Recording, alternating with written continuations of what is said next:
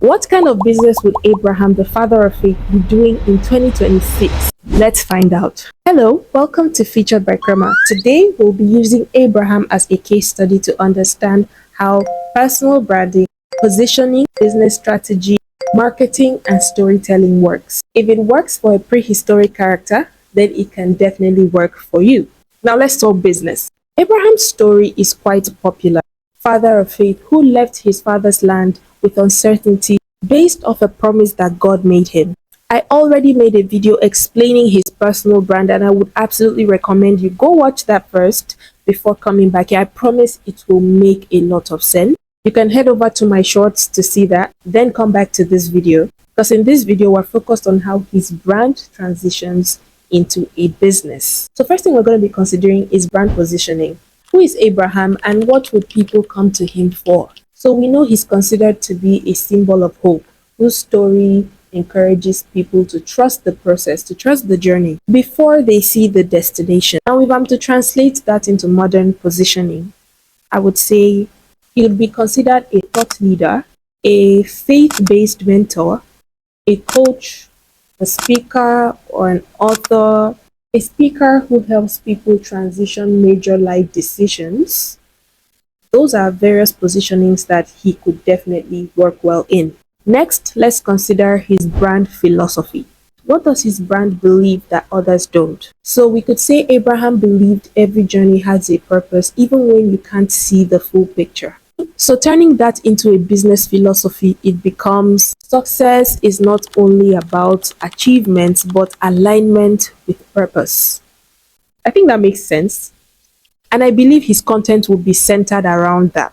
Speeches on discovering purpose in your work, community discussions about alignment with success, content and courses on how to face daily life challenges, progressing with intention, and even how to navigate through uncertainties and challenges in your business or personal life. I think he has a lot of content ideas here. Now let's consider his marketing strategy. We need to capitalize on his story for this one. I don't expect him to try to sell people courses, books, and programs. Rather, he would sell his experience. He would use his experience as leverage. So instead of buy my book, he could say, this course contains everything I've learned about leaving a familiar space to finding your place in the world. Ah, that is glorious. I don't know about you, but I'm sold on that already. Because immediately, young people who are just trying to find themselves in a vast world immediately feel seen. Oh, this man has been through it. He understands the nitty gritty. He knows that it is not easy out here. Someone who understands the struggle and has possible solutions. That is why people would buy into whatever he's offering. And his reputation validates the product. But wait, let's talk about the product. What is he selling? I know I've stated a few things, but let's really define the kind of products Abraham would be selling. But first, something you must understand from what I just said is people follow the journey, not just the destination. People follow the journey before they buy the solution. So take them on a journey sometimes. Okay, now to the product or services I thought Abraham could offer. So for his brand, there's a couple of things he could do. And so I've already mentioned a couple of things before, like courses, books, digital guides. He could host workshops, leadership retreats, mentorship programs. He could even start a podcast.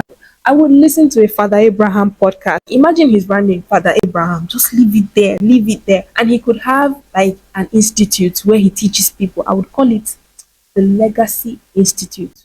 Ah, if you've watched the other video I made about his personal brand, I talked about how he built a legacy brand, not just a strong personal brand. So you'd understand why I want to call this the Legacy Institute, because he has a legacy, he has a reputation. You know, the reputation precedes his own time.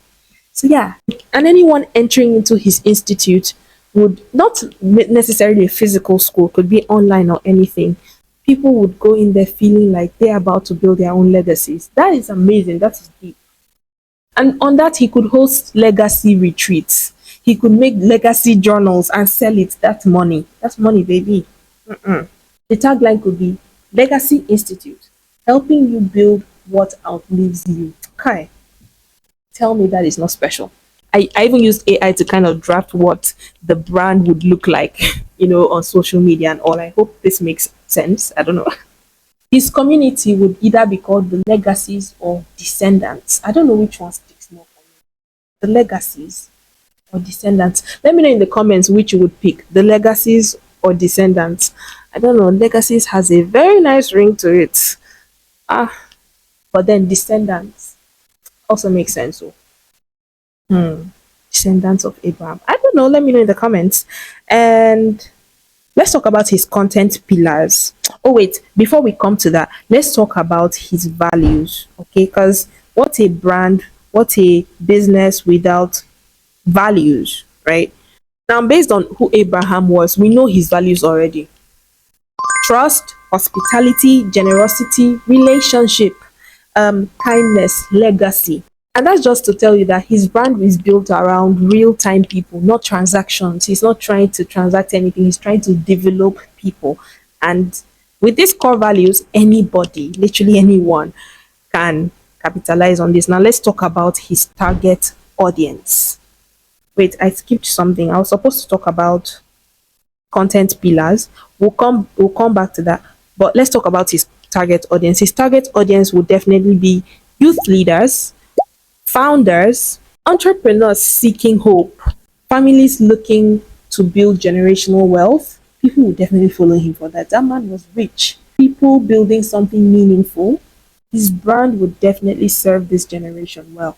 His content pillars will be mostly wisdom posts, behind the scenes of his mentoring sessions, leadership lessons, community retreats, just things around that on his page, and maybe his podcast as well, right? I feel like that those would be his content pillars. Sharing real time advice and stuff. So all in all, his Abraham's brand won't be I built a legacy, so follow me. No. Instead, me, I walked through uncertainties, discovered my purpose, and now I help people build something meaningful. I think that is wholesome if you ask me. Anyway, that's all I could come up with. Let me know what you think in the comments. Was this helpful? Let me know. And which other Bible character would you have me do? I think I'm turning this into a series or something. I'm already working on another Bible character. Guess who in the comments. Okay, and I'll see you in my next video. Until next time, this is featured by Crema. Toodles! Also, please support a sister. If this was really good and you'd like to see it again, do me a favor and click the subscription button. Ding! Also, like, ding! And what am I saying? Anyway, goodbye.